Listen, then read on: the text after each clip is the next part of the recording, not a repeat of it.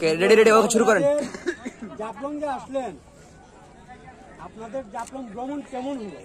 খুব ভালো, খুব ভালো। আসলাম তো কেবল, শুরু করলাম আজকে আমরা। কেবল আসলাম। কেবল আসছেন তাই না?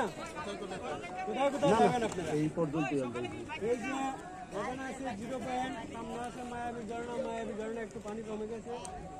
কিছুদিন আগে বৃষ্টি হচ্ছিল, প্রবল বৃষ্টিতে পানি জমছিল, প্রচুর একটা ঝর্ণা যৌবন ফিরে আসছিল। তারপরে এই যে আপনারা দেখতে পাচ্ছেন বালিচর, এটা কিন্তু ডুবে গেছিল, এটা আবার ভেসে উঠছে। বালিচরে গিয়ে আমরা ফুটবল খেলাইতাম আর বলি খেলতে পারবেন খেলতে পারবেন। সময়টা তো শর্ট, ওই এলাকার 10 মিনিট।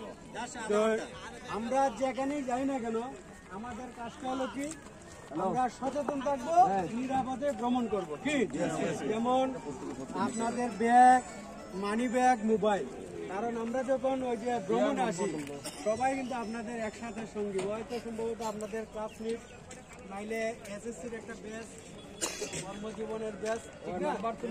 আমরা সব ব্যবসায়ী আপনারা ব্যবসায়ী সমিতি বিয়ানীবাজার একসাথে টাকি সমিতি, হ্যাঁ বিয়ানীবাজার কেমিস্ট্রি টাকি সমিতি, ফার্মেসির মালিক সমিতি, সব কিছু মিলাইয়া আপনারা সকল বন্ধু বান্ধব আসছেন।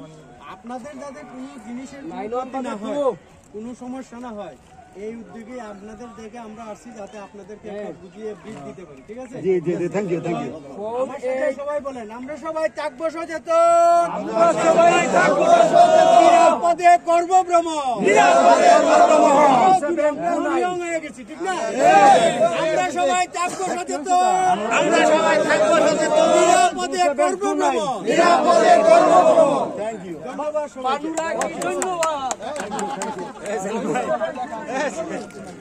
ভালো থাকবেন আপনারা, আপনাদের ভ্রমণ সুন্দর হোক। Okay, thank you.